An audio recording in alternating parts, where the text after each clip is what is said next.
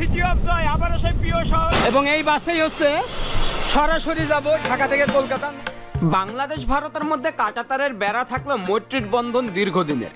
ব্যবসায়িক কারণ থেকে শুরু করে চিকিৎসা সেবার জন্য দুই দেশের মানুষের আসা যাওয়া রয়েছে দীর্ঘদিন। আজকের ভিডিওতে আপনাদের দেখাবো ঢাকা থেকে সরাসরি বাসে কলকাতা ভ্রমণ। কিভাবে যাবেন, কোথায় থাকবেন, কি খাবেন, ইমিগ্রেশন কিভাবে করবেন, সবকিছুই থাকছে আজকের ভিডিওতে। তাই ভিডিওটি শেয়ার করে সম্পূর্ণ দেখার অনুরোধ রইল। So what's up guys? It's your boy MD Fiz again come back with another vlog video.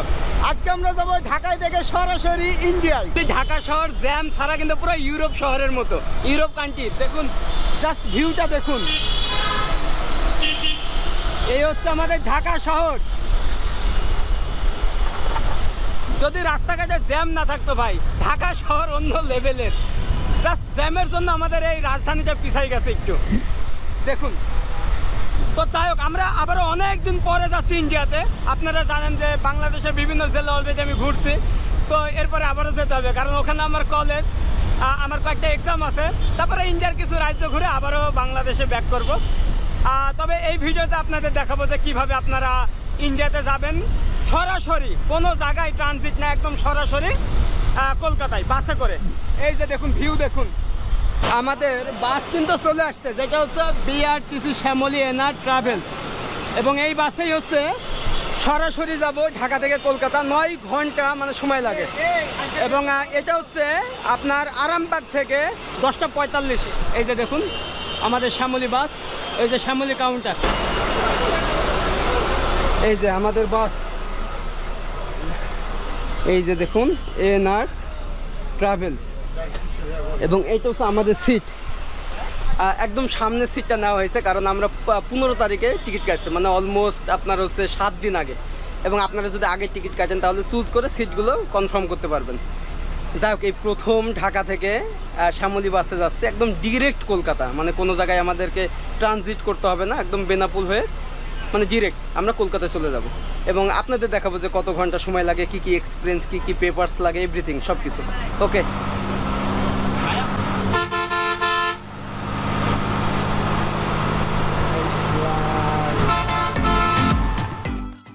ভাইরে ভাই, আজকে আমরা চলে যাব ঢাকা থেকে কলকাতা, তাও আবার শ্যামলী এনআর বিলাসবহুল বাসে। তাই তাড়াহুড়া করে চলে আসি ঢাকা আরামবাগে। সত্যি বলতে ঢাকা থেকে কলকাতা সরাসরি বাস ভ্রমণ আমার জীবনের প্রথম অভিজ্ঞতা। তবে বাস ভাড়া নিয়েছিল 2300 টাকা এবং চলার পথে ট্রাভেল ট্যাক্স নিয়েছিল 1200 টাকা। এই রুটে শ্যামলী পরিবহন ছাড়াও রয়্যাল কোচ এবং নন এসি পরিবহন বাস চলাচল করে। যাই হোক, এরপর রাত 10টা 45 মিনিটে আমরা রওনা হই কলকাতার উদ্দেশ্যে। তবে আমার জীবনে সর্বোচ্চ গতি দেখলাম শ্যামলী এনআর ট্রাভেলে, 117 গতিতে দানবের মতো ছুটে যাচ্ছে কলকাতার দিকে। তবে বাংলাদেশের সড়ক পথ কতটা উন্নত এই পথে না গেলে বুঝবেন না, কারণ যাওয়ার পথেই পার হতে হয় বিখ্যাত পদ্মা সেতু, এছাড়া মাওয়া ভাঙা এক্সপ্রেসওয়ে। তবে অবাক হবেন, ঢাকা থেকে বেনাপুল বর্ডারে যেতে সময় লাগে মাত্র 3 ঘন্টা 30 মিনিট। তো ফাইনালি এখন 2টা 27 বাজে আমরা পৌঁছাই গেছি বেনাপুল পেট্রোপোল সীমান্তে। মানে এত তাড়াতাড়ি কিন্তু পৌঁছাই গেছি ভাই, মানে 3 ঘন্টা 30 মিনিটে। তো যাই হোক, এখন কিন্তু একদমই অন্ধকার, সব দোকানপাটগুলো বন্ধ। যেই বেনাপুলে হাজার হাজার মানুষ লাইন দিয়ে থাকে, আজকে কিন্তু টোটালি ফাঁকা। যাই হোক, আমরা এখন নামবো, যেহেতু সবাই নেমে পড়ছে। এই যে আমাদের বাস, এখন কিন্তু একদমই অন্ধকার, যেহেতু মিডনাইট চলতেছে এরকম একটা ব্যাপার। এই যে সামনেই হচ্ছে সীমান্ত, এই যে সবাই এখন নামতেছে। রাত 2টা 30 মিনিটে আমরা পৌঁছাই বেনাপুল বর্ডারে।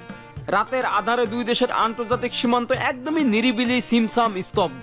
যেখানে হাজার হাজার মানুষের ভিড় থাকে, এখন একদমই জনশূন্য। তবে ভোর রাত থেকেই প্রবেশ করতে থাকে এসি নন এসি বাসগুলো। এছাড়া সরাসরি কলকাতায় যেই বাসগুলো যায়, তাদের ভিতর যেই বাস আগে আসবে তার সিরিয়াল আগে থাকে এবং সেই বাসের যাত্রী আগে ইমিগ্রেশন করে। এরপর আমরা বাস থেকে নেমে চলে যাই শ্যামলী কাউন্টারে, কারণ সেখানে ইমিগ্রেশন ফর্ম পূরণ করতে হবে। এছাড়া এখানেই রেস্ট নিতে পারবেন বর্ডার ওপেন না হওয়া পর্যন্ত। তবে বেনাপুল পেট্রাপুল বর্ডার সকাল 6টার সময় ওপেন হয়। যাই হোক, কাউন্টারে বসে আমরা ইমিগ্রেশন ফর্মটি পূরণ করি, আর এই ফর্মটি আমাদের বাসের ভিতরেই দেওয়া হয়। যদি কোনোভাবে হারিয়ে ফেলেন তাহলে বাসের সুপারভাইজারের কাছে ফর্মটি পুনরায় পাবেন। সাথে শ্যামলী বাসের স্টিকারও দেওয়া হয়। আমরা হচ্ছে এখন মানে বেনাপুলে পৌঁছালাম। পৌঁছানোর পরেই কিন্তু এখানে হচ্ছে শ্যামলী কাউন্টার আছে এবং সবাই কিন্তু কাউন্টারে এসে এই ইমিগ্রেশন ফর্মটা কিন্তু পূরণ করছে। এবং আপনাদের এটা হচ্ছে বাসেই দেওয়া হবে, আপনারা চাইলে বাসেও পারবেন অথবা এখানে এসেও পারবেন। কারণ এটা হচ্ছে যখন আমরা ইন্ডিয়ায় প্রবেশ করব তখনই হচ্ছে ইমিগ্রেশন ফর্মটা ওখানে জমা দিতে হবে। তবে আমাদের হচ্ছে ট্রাভেল ট্যাক্স দিয়ে টোটাল নিয়েছে হচ্ছে 1200 টাকা, আর ট্রাভেল ট্যাক্স হচ্ছে 1000 আর বা 200 টাকা হয়তো কোনো চার্জ নিয়েছে, এরকম একটা ব্যাপার। আর আপনারা হচ্ছে ফর্মটা যেভাবে পূরণ করবেন, আপনার নাম, পাসপোর্ট নাম্বার, ডেট, এছাড়া আপনি কোথায় যাবেন একটা অ্যাড্রেস থাকে, যে অ্যাড্রেসটা অবশ্যই দিতে হবে, যে আপনি কোনো ডাক্তারের কাছে যাচ্ছেন ওই হসপিটালের নাম এবং ওখানকার রোড ঠিকানা, আর যদি কোনো হোটেল গেস্ট হাউস হয় ওখানকার ঠিকানাটা দিবেন, আর বাংলাদেশের নাম্বারটা দিয়ে দেবেন, তাহলেই হয়ে গেল। এখন আমাদের 2 ঘন্টা ওয়েট করতে হবে, কারণ 6টার সময় বর্ডার খোলে। তো যদিও আমরা কোনো ভিড় দেখি নাই এখনও, আমরা যত বাসে এসে পৌঁছাইছি 2:30টার সময় রাত, তো এরপরে হয়তো দেখবো অনেক ভিড়। তারপর আমরা ভিতরে যেয়ে আপনাদের প্রসেসটা দেখাবো যে কেমন এখন, বা চেকিংটা কীভাবে করে, বা আগের মতো আছে কিনা, যেহেতু অনেক দিন পরে আমরা হচ্ছে বেনাপুল দিয়ে প্রবেশ করতেছি। ওকে, আমরা অপেক্ষা করি। না, আমি হচ্ছে কখনোই বেনাপুল দিয়ে যাইতাম না। আমার এখান দিয়ে যেতে কত টাকা খরচ হচ্ছে? 3000। আমি গেদে কত খরচ হচ্ছে আপনার? 2300 টাকা ভাড়া, 1200 টাকা ট্রাভেল ট্যাক্স। হ্যাঁ, তারপর আপনি বাসার থেকে যে একটা সিএনজি দিয়ে আসছেন, হ্যাঁ, ওইটার অনেক খরচ। বাট ট্রাস্ট মি, আমি যখন গেদে বর্ডার দিয়ে যাই তখন মাত্র 30 টাকায় যাই। মানে আমি বাইকে হচ্ছে দর্শনে যাই, এরপরে ওখান থেকে 30 টাকা দিয়ে আমি কলকাতায় চলে আসি। বাট এই বাসে কিন্তু আমার অলমোস্ট 3500 টাকা খরচ হয়ে গেছে। আমার জন্য খরচ। হ্যাঁ, এই যে ভাইয়ের জন্য, ভাই আমাকে জোর করে আনছে। আর ঠিক রাত 3টার সময় এরকম চায়ের দোকান খোলা, এটা কিন্তু চমৎকার লাগতেছে বেনাপুলে এরকম দৃশ্য। ফাইনালি এখন কিন্তু একদম আলো। আমরা এসেছিলাম 2:30-এ, এখন বাজে হচ্ছে 5:50। মানে আর 10 মিনিট পরে আমাদের আলাদা লাইন হবে। বাট এটা হচ্ছে সাধারণ মানুষের লাইন। দেখুন কি বড় লাইন হয়ে গেছে কিন্তু অলরেডি। মানে আমাদের লাইনটা হবে আলাদা, বাট এটা হচ্ছে যারা লোকালে আসছে তাদের লাইন। এবং আমাদের টোটাল 3টা বাস, শ্যামলী 2টা, আর একটা হচ্ছে রয়্যাল কোচ। এই 3টা বাস ডিরেক্ট যাবে হচ্ছে কলকাতায়। এই যে এখনকার ভিউটা দেখুন। তো যাই হোক, আমরা একটু ওয়েট করি, এরপর আমাদের লাইনটা হবে, আপনাদের দেখাবো যে আসলে কি কি প্রসেস। যেহেতু অনেকদিন আগে এসেছিলাম, তখনকার নিয়ম ছিল এক, এখনকার নিয়ম কেমন সেটাই দেখাবো। ওকে, আর আপনারা যারা বাসে আসবেন তাদের জন্য এই ভিডিওটা অনেক সুবিধা হবে। আচ্ছা, আমরা লাস্টে যাচ্ছি। আর এটা ভিডিওটা হলো না। তো যাই হোক, আমাদের হচ্ছে এখনই লাইনটা যাচ্ছে, আর আমাদের এটা হচ্ছে 2টা ট্যাক্স, একটা হচ্ছে পোর্ট ট্যাক্স, একটা ট্রাভেল ট্যাক্স। তো এই যে দেখুন বিশাল লাইন, এটা আমরা এখন সারা রাত অপেক্ষার পর সকাল 6:30 আমরা প্রবেশ করি বাংলাদেশের ইমিগ্রেশন। কিন্তু যত সময় যাচ্ছিল ততই মানুষের ভিড়টা বাড়ছিল। অনেকে বলছিল ট্যুরিস্ট ভিসা বন্ধের কারণে নাকি চাপটা অনেকটাই কম, কিন্তু এখানে এসে দেখি ভিন্ন চিত্র। এরপর আমাদের শ্যামলী বাসের দায়িত্বরত কর্মচারীরা নিয়ে যায় ইমিগ্রেশনে। সেখানে স্ক্যান করার পাশাপাশি পাসপোর্ট ভিসার সাথে ট্রাভেল ট্যাক্স ইত্যাদির প্রয়োজন হয়। তবে যারা সরকারি চাকরিজীবী তাদের জন্য এনওসি পেপার এছাড়া বিজনেস ভিসায় প্রয়োজনীয় কাগজপত্র সঙ্গে নিয়ে যাবেন। তবে বাংলাদেশের ইমিগ্রেশনে অনেকটাই সময় লাগছিল, অনেক মানুষ ঘন্টার পর ঘন্টা ভোগান্তি পোহাচ্ছিল। যাই হোক, কোনো রকমে বাংলাদেশের ইমিগ্রেশন সম্পূর্ণ করে ভিআইপি পাস নিয়ে চলে যায় ভারতীয় ইমিগ্রেশনে। সেখানে প্যান্টের belt, mobile, money bag, luggage সবকিছু আলাদাভাবে স্ক্যান করা হয়। এরপর ইমিগ্রেশন ফর্মটি জমা দিয়ে খুব অল্প সময়ের মধ্যে ইমিগ্রেশন সম্পূর্ণ করি। তবে ভারতে প্রবেশের পর আমাদের বাসগুলোকে আলাদাভাবে চেক করে বিএসএফরা। কোনো বাসকে সন্দেহ হলে 4 থেকে 5 বার চেক করে থাকে, যেমনটা আমাদের বাসকে করা হয়েছিল। ফলে যাত্রীরাও অতিষ্ঠ, কারণ এত সময় দাঁড়িয়ে থাকাটাও অসম্ভব। আর সেই সাথে আপনি বাসের ভিতরে মানি এক্সচেঞ্জও করতে পারবেন। অনেক সময় বাসে কম রেট দেওয়া হয়, আপনি চাইলে বর্ডারেও এক্সচেঞ্জ করতে পারেন, অথবা কলকাতা মার্কিউ স্ট্রিটেও এক্সচেঞ্জ করতে পারেন। আমরা এখনো ওয়েট করতেছি, এখন বাজে কিন্তু সকাল 9টা। ওইখানে পৌঁছাইছি রাত 2:30। আর এখন এখানে প্রায় 3-4 ঘন্টা এরকম টাইম ওয়েস্ট। তবে আমি ওখানে 2 ঘন্টা মানে ছিলাম ভিতরের দিকে, আমাকে একটু আটকে রাখছিল ভিসাতে প্রবলেম, মানে ব্ল্যাক লিস্ট বলে। কিন্তু এখানে বেশ কিছু প্রবলেম, সেটা হচ্ছে শ্যামলী বাসের এনআর ট্রাভেলসে ওখানে যখন আমরা মানি এক্সচেঞ্জ করে বাসের ভিতর থেকে বলে যে আজকে হচ্ছে চলছে 68.50 পয়সা, কিন্তু বাজারে আমরা পাইছি হচ্ছে 70-20 পয়সা, বা কেউ পাইছে 69-50 পয়সা। অবশেষে আমরা পেট্রাপোল সাইড থেকে 9:30 ছেড়ে যাচ্ছি। এবং এই যে দেখুন, তো এখানে 2 বার চেক করা হয়েছে, মানে বিএসএফ 2 বার চেক করছে। কয়বার? 4 বার? আচ্ছা, 4 বার নাকি চেক করছে। আমি হচ্ছে যেহেতু ভিতরে ছিলাম, তো এখন লাগেজগুলো সব ভিতরে করা হচ্ছে। এগুলো কিন্তু ছিল, আবার বাহির করছে। এই যে আমরা উঠি, ও অনেক লেট হয়ে গেল। এই যে বাস, তো এইখান থেকে আমাদের সময় লাগতে পারে 3 ঘন্টা বা এরকম। তাহলে 12টার দিকে কলকাতায় পৌঁছায় যাব। তবে সত্য বলতে প্রচুর প্রেশারের ভিতরে ছিলাম, মানে ইমিগ্রেশনের পর থেকে এখানে গাড়ি ছাড়ে না, বারবার চেকিং করতেছে, একবার কুত্তা নিয়ে আবার চেক করতেছে, একবার বাসে আমরা উঠে পড়েছিলাম আবার নেমে আবার চেক করাইছে, আর ব্যাগগুলো সবার চেক করাইছে, মানে এগুলো আসলে যেটা বর্ডারের নিয়ম আর কি। ওকে আমরা যাই, এবং আমি ঘামতেছি অলরেডি। যাক, আপনারা আসলে অনেক অভিজ্ঞতা হবে।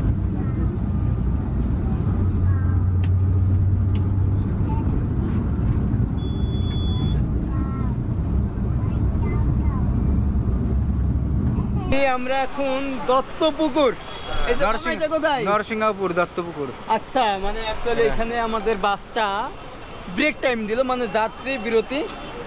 এখানে যারা ফ্রেশ হবে এবং যারা খাবে তারা এখানে দুপুরে লাঞ্চটা করতে পারে।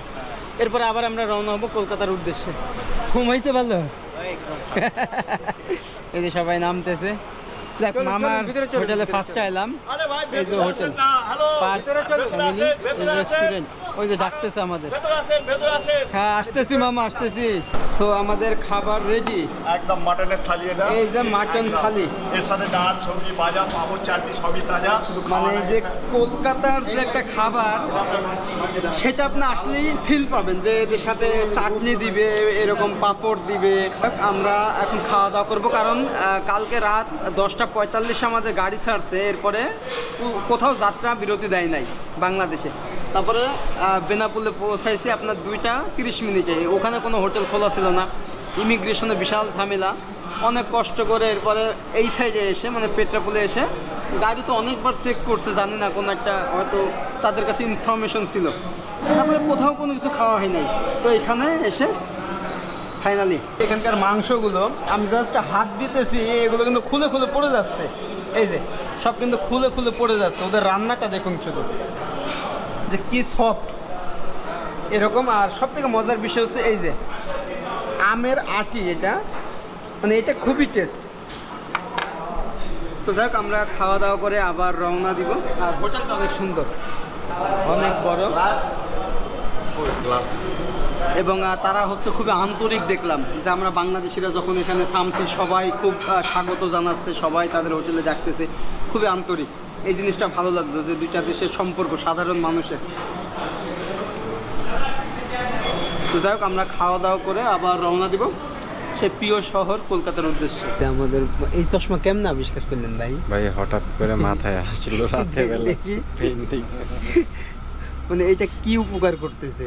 এটা আলোর থেকে বাঁচার জন্য টিস্যুর সাথে। তার মানে সামনে সিট হচ্ছে এরকম একটা প্রবলেম। তাহলে রাতে বেলা আমি মানে মাথায় আসে না, রাতে বেলা মাথায় আসলে অবশ্যই আমি আরামে ঘুমাইতে পারতাম এটা দিয়ে। তো জাস্ট চশমাটা দেখুন না, আমি এই সিস্টেমটা দেখাই যে মানে এইটা দিয়ে কিন্তু মানে পরে যাতে যে সূর্যের আলোটা চোখে না আসে। তো সামনের সিটে বসে যে একটু সুবিধা আছে, প্রবলেমও কিন্তু আছে। যেমন আমরা হচ্ছে জেগে থাকি সারা রাত, ঘুমাই না, কিন্তু যারা ঘুমায় তারা কিন্তু এই বিপরীত থেকে যে গাড়িগুলো লাইট আসে ওইটার জন্য কিন্তু ঘুমাইতে পারবে না। তো একটা সমস্যা, তাই সামনে সিট কাটা থেকে বিবেচনা করে কাটবেন। এই যে ভাই কাল সারা রাত ঘুমাই নাই, এই যে এখন এটাকে এভাবে পেঁচে কোনো আলো টালো কিছু দেখা যাইতেছে না। এটা নতুন আবিষ্কার শিখলাম। আর সামনের সিটে কিন্তু পাদানিটা নাই, এই একটা সমস্যা। এই কারণে অবশ্যই যারা হচ্ছে রাত জাগবেন বা এরকম জেগে ভ্রমণ করবেন তারা সামনে সিট কাটতে পারেন, তা না হলে পিছনে। তো ফাইনালি আমরা কলকাতায় নামলাম, আর দীর্ঘ 15 ঘন্টা জার্নির পরে তাহলে যে এখন বাজে বাংলাদেশ টাইম হচ্ছে 2টা। একবার ভাবুন তাহলে, এই যে সবাই কিন্তু নামতেছে, এবং এই যে এখানে কিন্তু সব বাংলাদেশের বাসের কাউন্টার। যাক, এখন আমাদের এখানে হোটেল খুঁজতে হবে। আর এটা হচ্ছে মার্কিউ স্ট্রিট, কারণ বাংলাদেশের যখন মানুষেরা আসে মেডিকেল ট্যুরিস্ট ভিসায় এখানেই কিন্তু থাকে মার্কিউ স্ট্রিটে। এখানে রুম ভাড়াও অনেক মানে কম আছে, আপনার বাজেটের ভিতরে পাবেন। এছাড়া প্রচুর হোটেল এখানে, এই পাশে হচ্ছে নিউ মার্কেট। তো এই কারণে বাংলাদেশিরা এখানে থাকতে ভালোবাসে, যার কারণে এই জায়গাকে এক শ্রেণীর মানুষ বলে মিনি বাংলাদেশ, এরকম একটা ব্যাপার। ওকে, আমরা হচ্ছে এখন হোটেল খুঁজবো, এরপরে আপনাদেরকে দেখাবো যে আসলে কত ভাড়া, যেহেতু এখন বাংলাদেশের মানুষ খুব একটা বেশি নাই, কম আছে। ওকে, আমাদের রুম 2x1। এবং অবশেষে মার্কিউ স্ট্রিটে রুম পাইলাম। তবে হ্যাঁ, আপনাদের একটা কথা বলি, যখন আপনারা মার্কিউ স্ট্রিটে আসবেন, এখানে বাস থেকে নামবেন, তখন কিন্তু মেইন রোডের সাথে যেসব হোটেলগুলো আছে এগুলোর ভাড়া কিন্তু একটু বেশি, 1500 এসি, 1200 এসি বা 2000 এরকম। 3 বেডরুম হচ্ছে 2500। তবে আপনারা যদি একটু হেঁটে ডাইনে বামে যে গলিগুলো আছে এই গলির ভিতরে ঢুকলে কিন্তু রুমগুলো সুন্দর। এই যে দেখুন এরকম রুম, একদম এসি, এখানে উইন্ডো আছে। ওয়াশরুমটা দেখাই আপনাদের একটু। এই যে ওয়াশরুমটা দেখেন, বিশাল বড় কিন্তু। এ পাশে হচ্ছে ওয়ার্ডরোব আছে, এই যে ওয়ার্ডরোব, ব্ল্যাঙ্কেট আছে সব।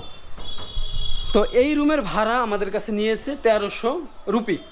1300 রুপি বাংলায় কনভার্ট করলে 1600 টাকা অলমোস্ট হয়ে যায়। তো আপনারা এর থেকেও কিন্তু কমে আরও পাবেন যদি একটু গলিতে ঢোকেন। আর আপনারা যদি গ্রুপ আসেন তাহলে তো শেয়ারিং করে থাকতে পারলেন। যাক, এই ভিডিওটা আজকে এখানেই শেষ করছি। সবাই ভালো থাকবেন, সুস্থ থাকবেন এবং আমার চ্যানেলটি প্লিজ সাবস্ক্রাইব করবেন। আরও একটা কথা বলি, এই প্রথম আমি বাসে আসলাম, আমার এক্সপিরিয়েন্সটা খুবই বাজে ছিল।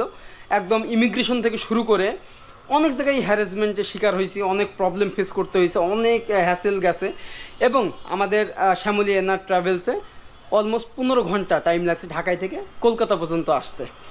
তো এরকম আপনারা চাইলে আসতে পারেন, অথবা আপনারা বাই ট্রেনে আসতে পারেন, বা ট্রেন এখন বন্ধ, অথবা ফ্লাইট আসতে পারেন। তো ভেঙেও আসতে পারেন। যাক, দেখা হবে আমাদের নেক্সট কোনো ব্লগে, এবং আমরা অন্য কোনো রাজ্যে যাব, নতুন একটা রাজ্যে। আপনারা কমেন্ট করেন, সেখানেই যাব। ওকে, বাই, টাটা।